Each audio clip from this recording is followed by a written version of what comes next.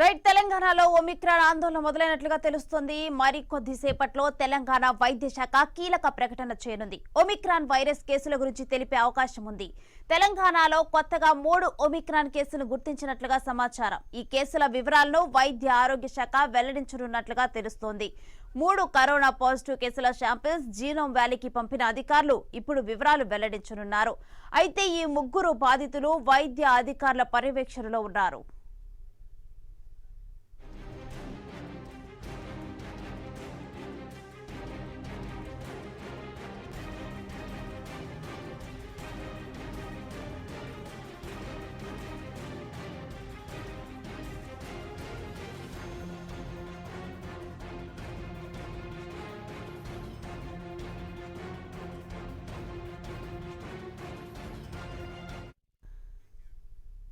Telangana health director Srinivas మాట్లాడుతున్నారు. ఇప్పుడు live చూద్దాం.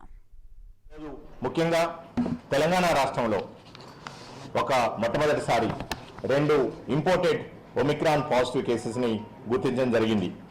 అంటే ఈ ఇద్దరు ఎవరైతే ఒమిక్రాన్ పాజిటివ్ గా మన తెలంగాణ రాష్ట్రంలో ఎయిర్పోర్ట్ ద్వారా వచ్చిన వాళ్ళని గుర్తించామో వాళ్ళు నిన్న రాత్రి మన జీనోమ్ సీక్వెన్సింగ్ లో వాళ్ళు ఒమిక్రాన్ వేరియంట్ కి పాజిటివ్ గా రావడం జరిగింది.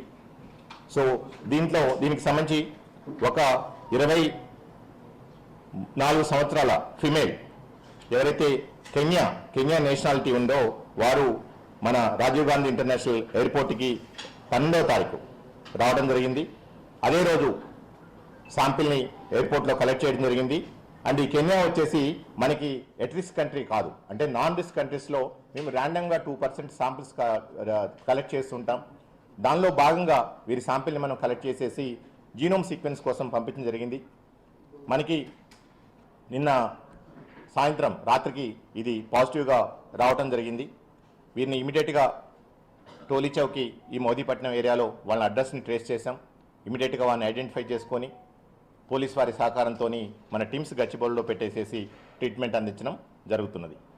వారికి సంబంధించి 2 ఫ్యామిలీ మెంబర్స్ క్లోజ్ కాంటాక్ట్స్, ఎందుకంటే హార్డ్లీ వాళ్ళు ఆమె ఎరవైంది మన ఇంటర్నేషనల్ ఎయిర్పోర్ట్లో 12వ తారీఖు. ఓకే, సో ఇమీడియట్గా 2 డేస్లో వాళ్ళు ఆమె ఓన్లీ క్లోజ్ ఫ్యామిలీ మెంబర్స్ ఎవరైతే ఉన్నారో ఆ ఇద్దరితోని కాంటాక్ట్లో ఉంది. ఆ ఇద్దరిని కూడా ఐడెంటిఫై చేసినాం. ఒకళ్ళు 33 ఇయర్స్ వారి అంకుల్, తర్వాత వాళ్ళ ఫాదర్ 17 ఇయర్స్, వాళ్ళిద్దరిని కూడా ఐడెంటిఫై చేసి ఐసోలేట్ చేసినాం. వాళ్ళ శాంపిల్స్ కూడా ఆర్టీపీసీఆర్ టెస్ట్ కోసం పంపించడం జరిగింది. ఒకవేళ వారికి కూడా పాజిటివ్ వస్తే జీనోమ్ సీక్వెన్స్కి పంపించడం జరుగుతుంది.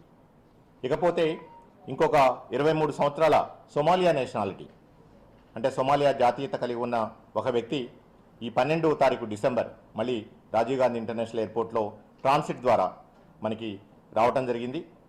సో వారికి కూడా అక్కడ పరీక్షలు నిర్వహించాం. తర్వాత వారిని ఎలవ్ చేయడం జరిగింది. నాన్ రిస్క్ కంట్రీ నుంచి వచ్చారు కాబట్టి వారి ఇంటికి వెళ్ళిన తర్వాత వారి పరీక్షల్లో కూడా నిన్న సాయంత్రం మనకి జీనోమ్ సీక్వెన్స్ ఒమిక్రాన్ వేరియంట్కి పాజిటివ్గా రావడం జరిగింది.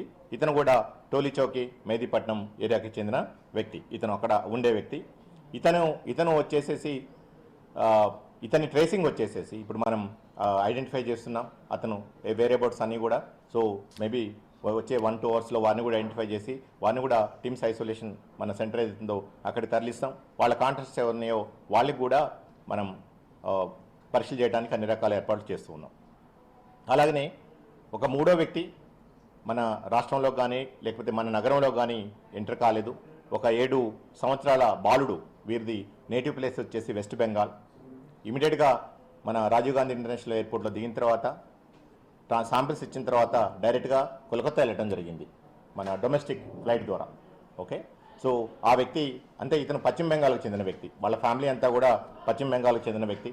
అంటే వాళ్ళ ఫ్యామిలీతో పాటు ఈ బాబు వచ్చాడు. ఆ బాబుకి తర్వాత నిన్న సాయంత్రం వచ్చిన రిపోర్ట్స్లో కూడా అతను పాజిటివ్ రావడం జరిగింది. బట్ అదే రోజు ఇమీడియట్గా ఇంటర్నేషనల్ ఫ్లైట్ దిగిన తర్వాత డొమెస్టిక్ ఫ్లైట్లో వాళ్ళు కోల్కతా వెళ్ళడం జరిగింది. దీన్ని మన government of west Bengal and వాళ్ళ హెల్త్ డిపార్ట్మెంట్ ఏదైతుందో వెస్ట్ బెంగాల్ వారి డిపార్ట్మెంటు వాళ్ళకి ఆల్రెడీ ఇన్ఫార్మ్ చేయడం జరిగింది. దానికి సంబంధించిన ఈ కాంటాక్ట్ ట్రేసింగ్ కానివ్వండి, ఆ ట్రావెల్ హిస్టరీ అంతా కూడా దాన్ని వాళ్ళు వెస్ట్ బెంగాల్ వైద్య ఆరోగ్య శాఖ వాళ్ళు చూస్తున్నారు. సో ఈ విధంగా ఎస్పెషల్లీ మన తెలంగాణ రాష్ట్రానికి సంబంధించి కేవలం ఒక 2 ఇంపోర్టెడ్ కేసెస్ మాత్రమే రావడం జరిగింది. అండ్ దీంతో పాటు రెగ్యులర్గా మన కమ్యూనిటీలో ఉన్న కొంతమంది నుంచి అంటే ల్యాబ్స్ ఏవైతే ఉన్నాయో వాళ్ళ దగ్గర నుంచి కూడా ఎప్పటికప్పుడు పరీక్షలు నిర్వహిస్తున్నాం. ఇంతవరకు కూడా మన ఇండిజీనియస్ అంటే మన తెలంగాణ రాష్ట్రంలో ముఖ్యంగా హైదరాబాద్ మహానగరానికి సంబంధించి ఎక్కడ కూడా మన వ్యక్తులకి ఈ ఒమిక్రాన్ సోకినట్లు కానీ లేదా పాజిటివ్ వచ్చినట్లు కానీ ఎక్కడ కూడా ఎలాంటి దాఖలాలు లేవు. ఎందుకంటే మనం ఆల్మోస్ట్ ఒక 5% ఆఫ్ పాజిటివ్ శాంపిల్స్ మనం ప్రతిరోజు రిపోర్ట్ ఏదైతే అవుతున్నాయో వాటి అన్నిట్లో కూడా మనం ఎప్పటికప్పుడు పరీక్షలు నిర్వహిస్తున్నాం. ఇవన్నీ కూడా చేయడం జరిగింది. ముఖ్యంగా ప్రజలకి ఎస్పెషల్లీ తెలంగాణ రాష్ట్ర ప్రజలకు విజ్ఞప్తి చేసేది ఏంటంటే ఇప్పుడు మనం ఆందోళనకు గురి కావాల్సిన అవసరం కానీ లేకపోతే ఎక్కడికి పరుగులు పెట్టాల్సిన అవసరం లేకపోయినప్పటికీ మనమందరం కూడా కలిసికట్టుగా పూర్తిగా అప్రమత్తతో జాగ్రత్తతో ఉండాల్సిన సమయం.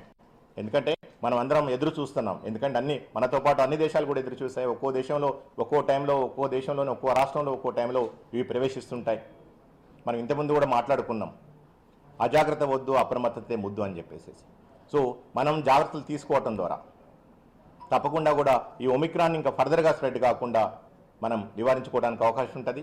అండ్ ముఖ్యంగా తెలంగాణ రాష్ట్ర ప్రభుత్వం వైద్య ఆరోగ్య శాఖ గౌరవనీయులైన ముఖ్యమంత్రి గారి నేతృత్వంలో మా వైద్య ఆరోగ్య శాఖ మంత్రులు హరీష్ రావు గారు నిన్న దీనికి సంబంధించి కూలంకుషంగా ఆల్మోస్ట్ ఒక 3 అవర్స్ పైగా డిస్కస్ చేయడం జరిగింది.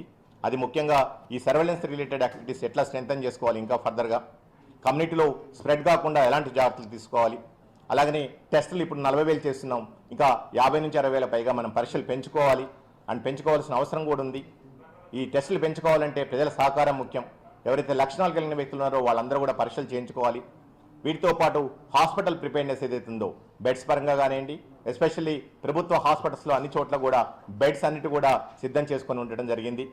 And kits, home isolation kits కూడా, ఎందుకంటే ఇవన్నీ కూడా మైల్డ్ సిమ్టమ్స్తో వస్తున్నాయి కాబట్టి ఈ మైల్డ్ సిమ్టమ్స్ని మనం ట్రీట్ చేయాలంటే హోమ్ ఐసోలేషన్ కిట్స్ మ్యాక్సిమం మనకి యూటిలైజ్ అవుతాయి కాబట్టి వాటికి సంబంధించి కూడా వేలాది కిట్స్ ఈరోజు తెలంగాణ రాష్ట్ర ప్రభుత్వం వైద్య ఆరోగ్య శాఖ సిద్ధం చేసి పెట్టుకుంటుంది. అలాగనే ఆక్సిజన్ అవసరం లేనప్పటికీ ఆక్సిజన్ సంబంధించి సుమారు 550 మెట్రిక్ టన్నులకు పైగా మన స్వంత సామర్థ్యానికి మనం చేరుకోబోతున్నాం. దానికి సంబంధించి కూడా అన్ని రకాలుగా సిద్ధం చేసుకోవడం జరుగుతున్నది. సో అలాగనే మన వైద్య ఆరోగ్య శాఖలోని సిబ్బంది మళ్ళీ కింద స్థాయి నుంచి ఆశాలు, ఏఎన్ఎంల దగ్గర నుంచి పిఎస్సి వైద్య స్థాయి సిబ్బంది, అలాగనే హాస్పిటల్స్లో పనిచేసే doctors, nursing staff, paramedical staff మా అందరం కూడా గవర్నమెంట్లోని ప్రభుత్వంలోని ఇతర డిపార్ట్మెంట్ల సహకారంతో మళ్ళీ ఏదైతే కొత్త వేరియంట్ వస్తుంది అనుకుంటున్నామో, ఏదైతే థర్డ్ వేవ్ రూపంలో మన దేశాన్ని మన రాష్ట్రాన్ని ఇబ్బంది పెడుతుందని అనుకుంటున్నామో దాన్ని ఎదుర్కోవడానికి తెలంగాణ రాష్ట్ర ప్రభుత్వం వైద్య ఆరోగ్య శాఖ పూర్తిగా సంసిద్ధులే ఉన్నారు. సో దీనికి కావాల్సింది మాకు ముఖ్యంగా ప్రజల భాగస్వామ్యము, ప్రజల సహకారం. ఇంతకుముందు కూడా మనం మొదటి వేవ్ టైంలో కానివ్వండి, రెండో టైంలో కానివ్వండి, మన తెలంగాణ రాష్ట్ర ప్రభుత్వం ఈ కోవిడ్ని సమర్థంగా ఎదుర్కోవడం జరిగింది. సో దీనికి సంబంధించి మనకి ఇది రాకుండా కాపాడుకోవడం కోసం తీసుకోవాల్సిన జాగ్రత్తలు మనకు అన్నీ తెలిసిన విషయమే. ప్రభుత్వ యంత్రాంగం చేపట్టిన చర్యలతో పాటు ప్రజలైతేందో ముఖ్యంగా, ఎందుకంటే మనం ప్రపంచవ్యాప్తంగా చూస్తే ఇప్పటివరకు కూడా ఈ ఒమిక్రాన్ వేరియంట్కి సంబంధించి ఇది చాలా ఫాస్ట్గా స్ప్రెడ్ అవుతుంది అని చెప్పేసి యూకేలో మనకు ప్రస్తుతం ఉన్న డేటా ప్రకారం మనం చూసుకుంటే కేవలం 2.7 డేస్లోనే ఇది డబ్లింగ్ టైం, అంటే డబుల్ అవుతుంది నెంబర్స్ వచ్చేసేసి. అలాగనే కొన్ని యూరోపియన్ కంట్రీస్లో వచ్చేసేసి 1.5 డే 2 డేస్లోనే డబ్లింగ్ అవుతుంది. అంటే ఇది చాలా ఫాస్ట్గా స్ప్రెడ్ అయ్యే లక్షణాలు ఉన్న వైరస్, కొత్త వేరియంట్. అలాగనే దీనికి సంబంధించిన లక్షణాలు కూడా, సిమ్టమ్స్ కూడా మైల్డ్ సిమ్టమ్స్ ఉన్నాయి. అంటే అది తలనొప్పి దగ్గర నుంచి, ఒళ్ళు నొప్పుల దగ్గర నుంచి, ఎక్కువగా నీరసంగా నిస్సత్తుతో ఉండటం, వీటితో పాటు జలుబు, దగ్గు. ఇప్పుడు వచ్చిన ఈ వేరియంట్ వచ్చేసేసి it's a mix of Covid and also cold. So ఈ రెండు లక్షణాలు మిక్స్ అయి ఉన్న కొత్త వేరియంట్. దీనికి సంబంధించిన పూర్తి సమాచారం ఇంకా మనకి అందుబాటులో లేదు. ఇప్పుడే అది ఫాస్ట్గా స్ప్రెడ్ అవడం జరుగుతుంది. ముఖ్యంగా వివిధ రకాల వ్యక్తులు, అది వయోవృద్ధులు అనుకోండి, అలాగనే దీర్ఘకాలిక వ్యాధులతో బాధపడుతున్న వాళ్ళు అనుకోండి, చిన్నపిల్లలు అనుకోండి, ఇలాంటి వాళ్ళలో ఎట్లా యాక్ట్ చేస్తుంది కొత్త వేరియంట్ అనేది మనకి పూర్తి సమాచారం లేదు. బట్ ఒక విషయం మనం అర్థం చేసుకోవాలి, రేపు పొద్దున ఇది పెద్ద సంఖ్యలో ప్రజలు